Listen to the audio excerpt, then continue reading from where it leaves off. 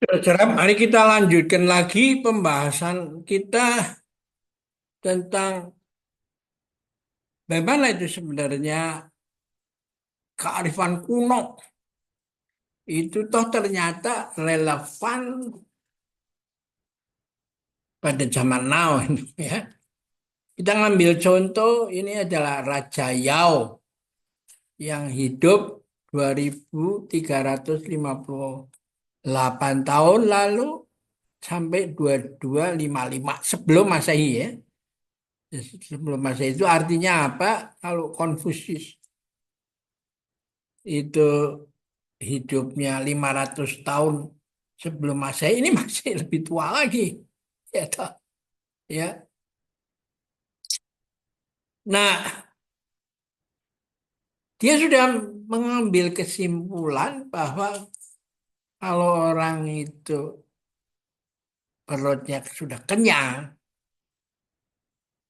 dan bajunya diselimuti akan hangat ya, sifat malesnya seperti binatang ya, muncul lagi. Toh. Nah,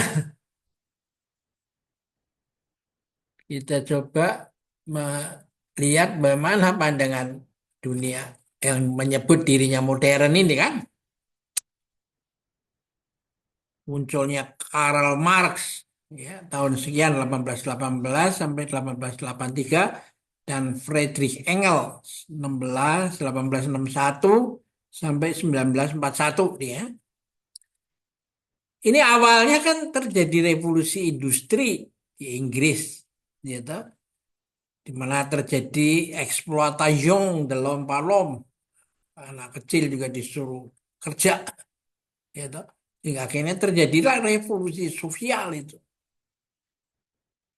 Nah, di bidang perusahaan terjadi ikan yang besar makan ikan yang kecil. Jadi pabrik yang besar makan ikan yang kecil. Ya.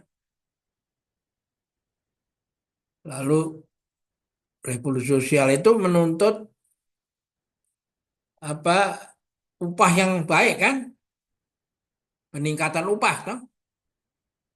Nah, dengan adanya ide Karl Marx itu dan Friedrich Engels, maka muncullah ide komunisme di mana alat produksi harus di tangan negara, nggak boleh di tangan orang swasta itu.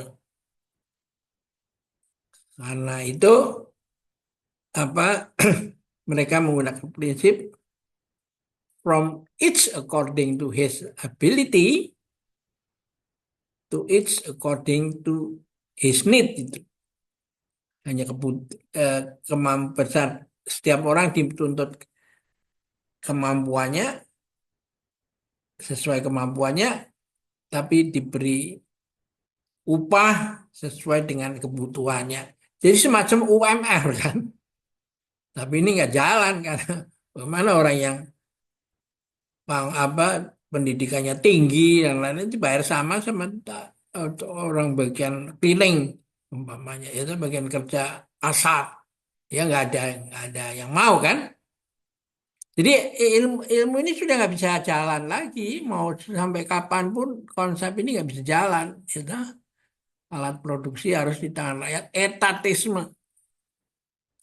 Nah lalu komunis yang sudah kehabisan apa ide oleh Tiongkok dirubah, diambil kekuatannya sentralistisnya, tapi ekonominya diliberalkan, diberikan kebebasan pasar itu. Sehingga dalam waktu yang singkat Tiongkok itu 1949 oleh Deng Xiaoping dan dilanjutin Xi Jinping ya itu bisa mencapai seperti sekarang itu sudah menyaingi Amerika Serikat. Nah, komunis yang apa negara kapitalis yang juga mengadakan mawas diri kan, dia mengadakan a welfare state itu negara di mana is a form of government that activity seeks to ensure the economic and social well-being of its citizens through various program and policy. Jadi negara kesejahteraan ini ternyata akhirnya kita harus mengakuin juga pendapat Raja Yao yang sudah lebih tahu jauh di masa lalu ya, yaitu manusia menjadi malas setelah perutnya kenyang dan badannya dibalut baju hangat. Gitu. Jadi itu berarti apa? Ya, siapa yang bisa mengatakan bahwa akhirnya nggak bisa dibantah lagi tuh bahwa ternyata kearifan kuno itu masih perlu itu. Jadi orang-orang bijak di masa lalu seperti Raja Yao ini sudah mengetahui itu, ya. Sudah tentu atas dasar bukan apa ide dari mana, dari atas atau apa. Nah, dari pengamatan kan. Ya, dari pengamatan dia begitu. Nah, karena itu harus diajar budi pekerti. Nah, budi pekerti ini yang mengajar Anda bahwa kerjaan itu sebenarnya adalah merupakan perjalanan ribuan mil dimulai dengan langkah pertama. Ya, you harus kerja, ya, tak? Dan setiap hari berbuat baik meski penuh rintangan. Jadi kualitas terus ditingkatkan. Nah, kalau ini kita gagal mengembangkan ini, ya maka akhirnya dunia industri akan memilih robot ya. Nggak banyak nuntut, kerja di lampu yang gelap, nggak ada THR, nggak ada bonus, dan sebagainya. Toh.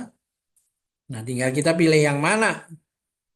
Karena kita akan membangun apa mengadakan proses hilirisasi kan. Ya. Oke, kita akhirin di sini dulu. Sampai jumpa lagi.